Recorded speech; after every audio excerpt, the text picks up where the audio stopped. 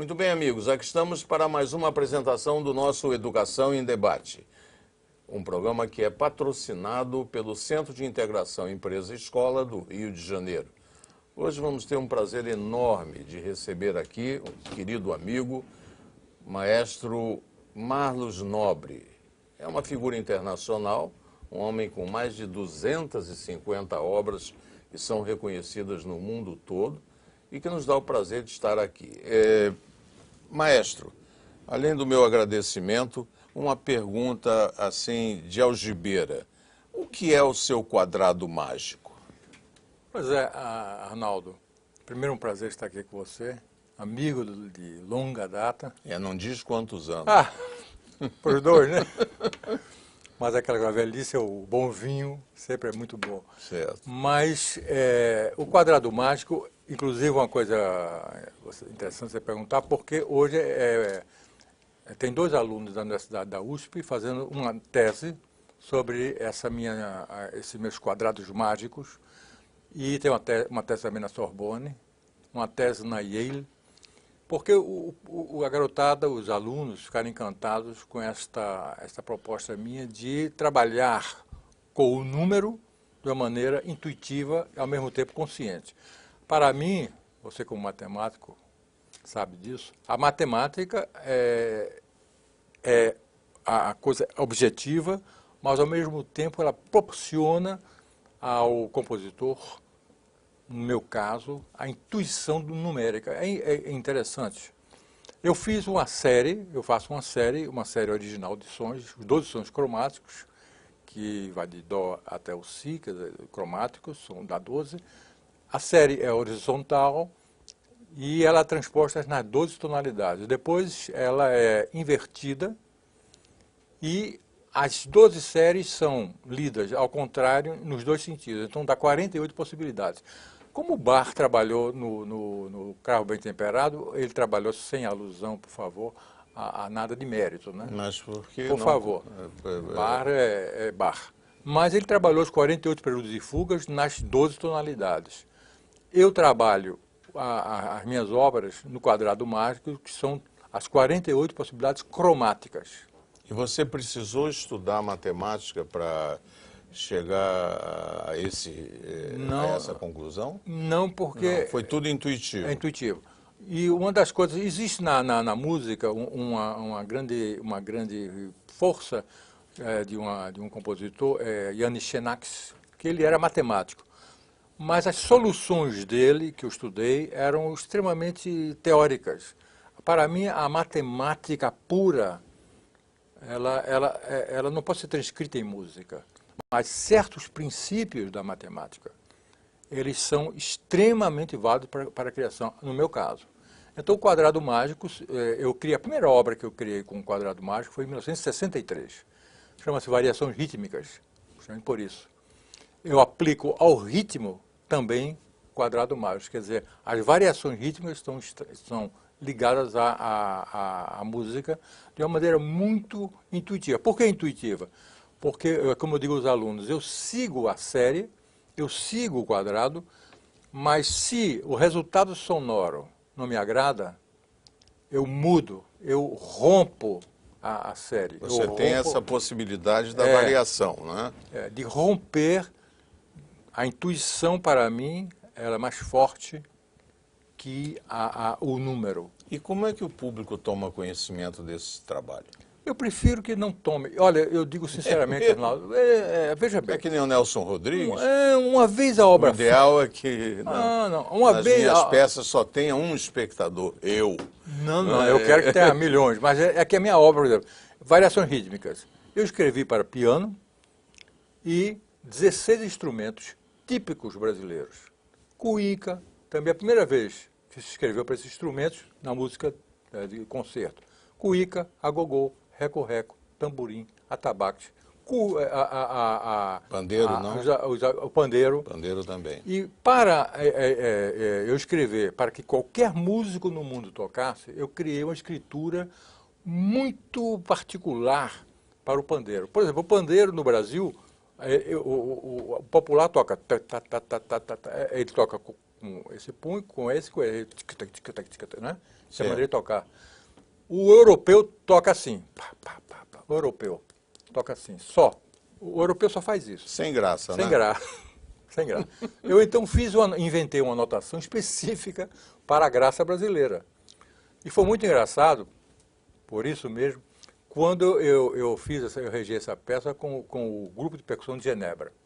Só suíços e um australiano. O pianista era uma suíça. Então, ninguém sabia. Ninguém tinha, por exemplo, cuíca.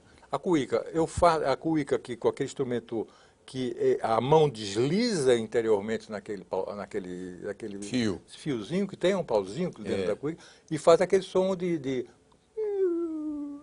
uma choradeira. E eles não sabiam fazer, eu então ensinei a como usar a flanela. A conta disso, eu fui convidado pelo Conservatório de Genebra para dar classes de percussão brasileira. Agora, Marlos, você é pernambucano, inclusive, o que é uma glória para nós todos, doutor honoris causa da Universidade Federal de Pernambuco. Exato. E, naturalmente, o Pernambuco é um estado riquíssimo em termos de folclore, de música. Intelectualidade, né? Não é uma coisa impressionante. E o Carnaval de Olinda é famoso.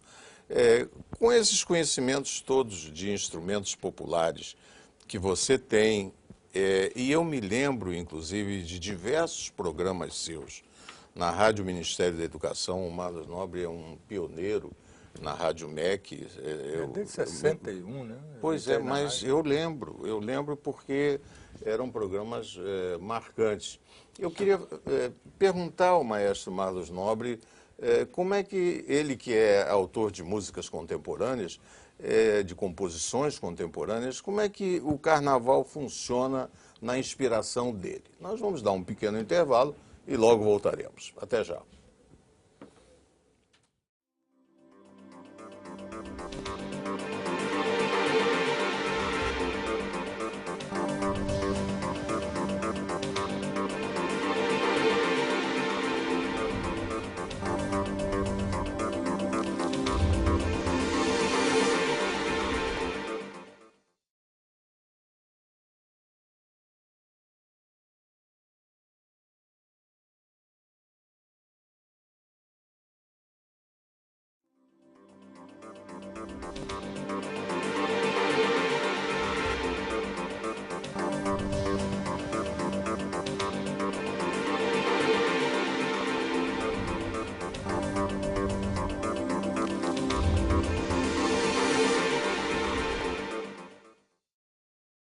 Estamos de volta com o nosso Educação em Debate, hoje entrevistando o maestro Marlos Nobre.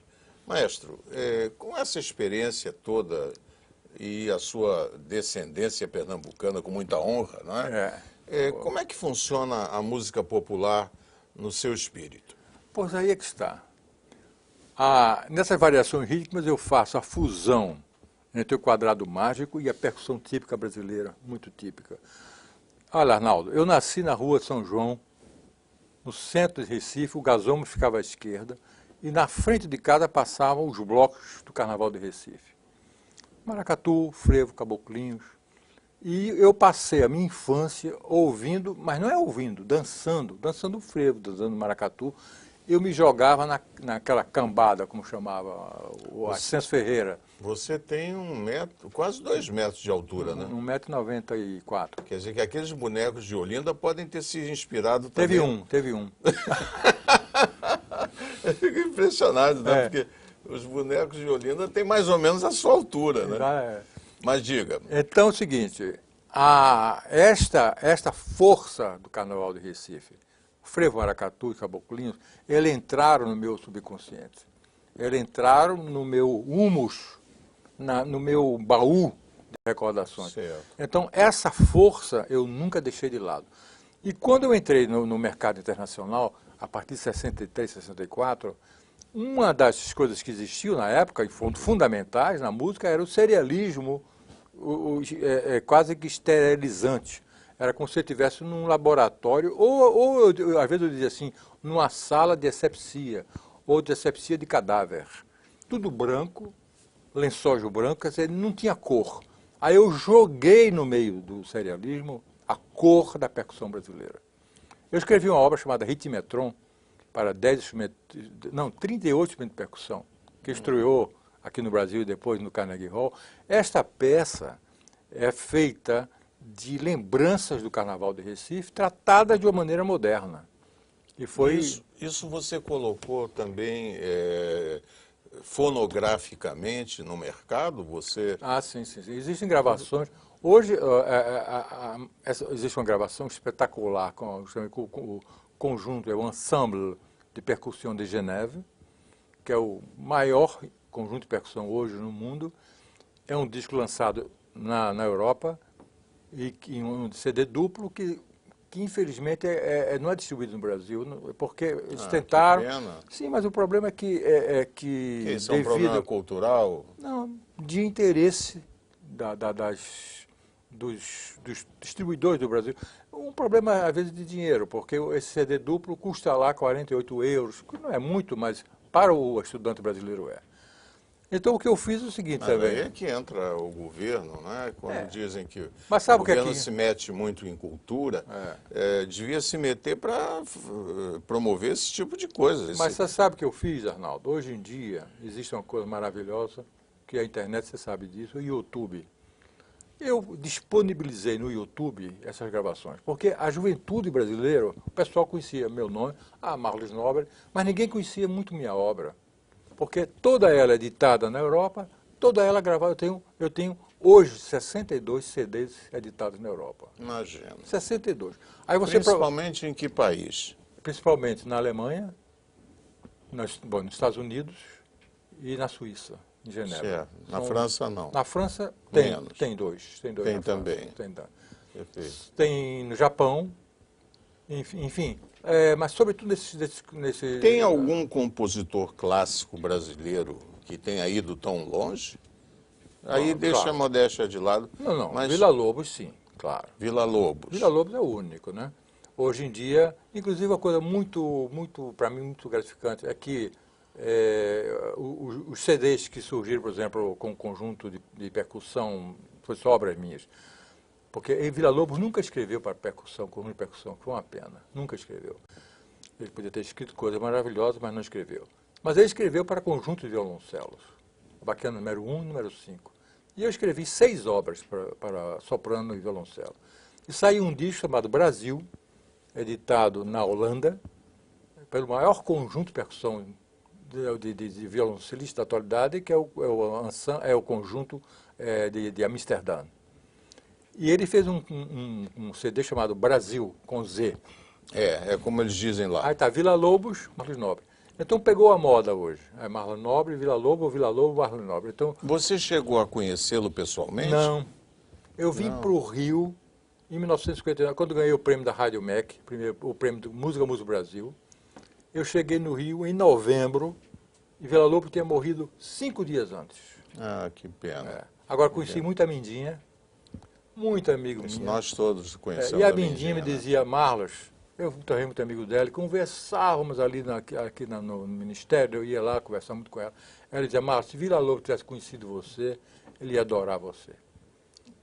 Ele ia adorar você, porque vocês são muito parecidos, a música, então ele falava assim, a criatividade, o impulso, tal. Não é? E ela me dizia também uma coisa muito engraçada. Um dia ela me disse uma coisa assim, você sabe, ele me dizia uma coisa e você precisa ver, que ele dizia assim, eu vou para a Europa para ganhar prestígio, eu vou para os Estados Unidos para ganhar dinheiro, e eu venho para o Brasil para ser espinafrado. Foi muito criticado, não é? Foi muito criticado. Como sempre, isso aí... Hoje, felizmente, reconhecido. Mas é preciso dizer que, na época, a Villa-Lobos foi muito perseguido. Eu não sei porquê. Ele teve um período muito ruim. E ela... agora, voltando a esse assunto da música, da percussão, o que significa a música brasileira? Não é nacionalismo. Eu detesto nacionalismo. Porque o nacionalismo, você sabe, foi uma das coisas que criaram os maiores problemas da humanidade. O nacionalismo, em termos de sociedade, em termos de países ou em termos de comunidades, é um dos maiores males da humanidade. Mas o nacional é diferente. O nacional é intrínseco. O alemão, o espanhol, o francês, o brasileiro. Mas nós temos a obrigação de gostar do que somos. Aí sim, e quando isso não acontece, é preciso ir direto ao médico, né? Pois é. Mas olha, Marlos, a conversa está muito boa e é pena que não tem um fundo musical, não é? Porque senão a gente estaria fazendo o jogo completo, ouvindo Marlos Nobre com a sua inteligência, a sua criatividade e ouvindo a sua obra, que é realmente extraordinária. Vamos dar um pequeno intervalo e logo voltaremos. Até já.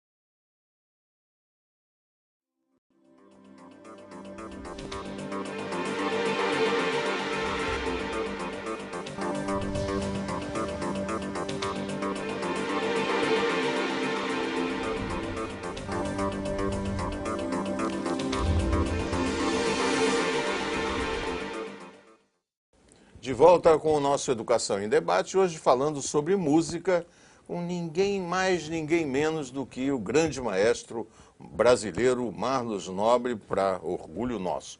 Maestro, eu estou vendo aí no seu paletó um broche bonito. O que é isso exatamente? Esse, Arnaldo, é o Prêmio Tomás Luiz de Vitória. Existem 3 grandes prêmios internacionais hoje no mundo, disputados por todo mundo. Naturalmente, não só pelo prestígio, mas pelo valor do prêmio. Esse prêmio a pessoa ganha pelo total da sua obra. Ele não concorre, ele pessoalmente, digamos assim. Eu não concorri pessoalmente. Você é descoberto. Eu sou indicado por instituições internacionais que dizem, este aí merece. Eu fui eleito pela primeira vez na história do prêmio, modéstia à parte, é bom para o Brasil, claro, por unanimidade. E considerado, com isso, merecedor desse prêmio, que é um prêmio extraordinário, é um prêmio de 60 mil euros, não é pouco. Já gastou tudo? Já gastei todo. Que pena. Quando foi? Foi em 2006. Ah, tem que ganhar de novo. Agora tem outros prêmios. Maestro, eu quero lhe fazer uma pergunta que, para mim, é muito importante. Há um movimento. Você praticamente conviveu com a obra de Villa-Lobos a sua vida toda. E há um movimento hoje em curso na educação brasileira. Tem 60 milhões de estudantes. Já viu isso? Muito país não tem isso de população. Nós temos na escola. E há um movimento de retorno da música aos currículos escolares. Não como uma disciplina, como era o canto orfeônico antigamente, mas como uma preocupação curricular, que eu acho que é uma coisa muito bonita, até pela vocação brasileira de amor à música. O que lhe parece isso, esse movimento? Eu gostei muito de você perguntar isso, Arnaldo. Eu vou dizer que isso é uma faca de 2 gumes. Como toda faca, ela pode cortar muito bem um excelente bife e às vezes ela pode também assassinar. Cortar o dedo. Ou cortar o dedo. Ora, eu sempre digo, para nós termos esse movimento realmente em marcha e efetivo, é necessário uma coisa fundamental. Foi pensado, mas não foi devidamente focalizado, e a minha crítica a isso, eu já expus isso muitas vezes, que para você ter uma educação musical num país como o Brasil, nós temos que ter o elemento fundamental, que é o professor, o elemento fundamental, que é o homem que vai para a classe, ou a mulher que vai para a classe. Eu, por exemplo, sou da época em que existia música nas escolas. Exato. Ora, eu como músico, eu era um dos que jogava bolinha no professor que estava lá, porque era uma brincadeira. Ele pegava um CD, um LP, uma bolacha, naquela época nem era LP. Era um vinil. Um vinil, colocava lá e ficava fazendo a gente ouvir o que eu acho que a educação musical tem que ser é fazer. O professor que for para a aula, ele tem que ser capaz de improvisar pequenos corais, de fazer com que os alunos participem musicalmente. Mas fazer... isso não é possível fazer? É possível, mas precisa uma preparação para que o professor, então sem a preparação, antes disso tomar corpo, tem que ter os recursos humanos. Os recursos humanos, mas aqueles recursos humanos necessários para um país, como você disse, como o Brasil, onde uma população de alunos é maior do que a população de 10 países latino-americanos. Com certeza. Então nós estamos diante de um problema, um impasse. Criar uma lei maravilhosa, eu apoio totalmente. Agora, para colocá-la em execução, eu acho que seriamente teríamos necessidade de ter pelo menos 4 anos de preparação. Preparação de quê? Do elemento que faça essa lei funcionar. Porque não adianta você jogar isso na escola e fazer com que o aluno tenha raiva ou fique gozando. Nós já fizemos isso tantas vezes. Você sabe disso. Lembra da história da educação moral e cívica? Não, atiraram e depois não deu certo. Todo mundo jogava bolinha no professor. Pois é, não pode. Além da aula ser uma aula que não tem crédito no currículo. Não valia nota. Ora, isso desmerecia e eu como músico, eu fico assim, eu alertei isso. Algumas pessoas... Você presidiu num mandato a Academia Brasileira de Música, não é? Exatamente. E dentro da Academia Brasileira de Música, esse tipo de movimento não cabe? Não. Ela pode fomentar a ideia, mas ela não pode, digamos, fazer. Ela não pode fazer, isso não está no estatuto dela. Eu acredito que isso é um assunto exatamente para as associações corporativas de professores de música do Brasil. As universidades, as escolas de músicas, elas têm de criarem especificamente o professor para a escola fundamental. Agora, há um interesse crescente pelas escolas de música. Eu vejo, inclusive, a Escola Vila Lobos, aqui no Rio de Janeiro, com um número de alunos cada vez mais expressivo. Eu acho esse um movimento saudável. Não é? Olha, quando eu fui diretor do Estudo de Música, eu criei o Projeto Espiral, que foi com alunos, com garotos pobres. Hoje é uma coisa que está todo mundo fazendo. Eu fiz em 1976. E foi no Ceará. Eu comecei no Ceará com filhos de operários. Até que na época me valeu certos problemas, porque eu até fui chamado numa junta militar, onde eles me perguntaram: maestro, que negócio é esse Projeto Espiral? Isso é muito estranho, que história é essa? E eu expliquei, esse negócio é muito simples. O senhor quer me trazer uma bacia cheia d'água? Aí eu não trago uma bacia cheia d'água. Aí trouxe. Aí botaram. Aí eu joguei. Eu disse: olha, espiral. A ideia do espiral é justamente fazer com que esses meninos saiam da rua e vão fazer música. E o Projeto Espiral funcionou nesse sentido. Esta é a meta, que na minha opinião a educação musical tem que ser, é fazer. O garoto gosta de pegar a percussão e fazer. O professor tem que ser capaz de comandar nos alunos o fazer musical. Exato, e eu acho que é isso que é preciso. Não falar sobre música, não vai na aula falar sobre Beethoven, sobre a 9ª Sinfonia, pelo amor de Deus. Isso pode falar, mas depois de uma certa preparação. Mas aí é que está o problema. E com os professores devidamente treinados para isso também. Não repetir os erros do passado. Essa é fundamental. Muito bem. Que pena que a nossa sinfonia chegou ao final, porque eu considero entrevistar o Madros Nobre como se fosse uma verdadeira sinfonia. E ele é uma pessoa inspirada, é uma pessoa respeitada no Brasil e fora dele, e nós tivemos um prazer imenso de contar com a sua presença aqui entre nós. Amigos, colocamos um ponto final no programa de hoje. Voltaremos na próxima semana com mais uma apresentação do Educação em Debate. Obrigado, amigos. Até lá.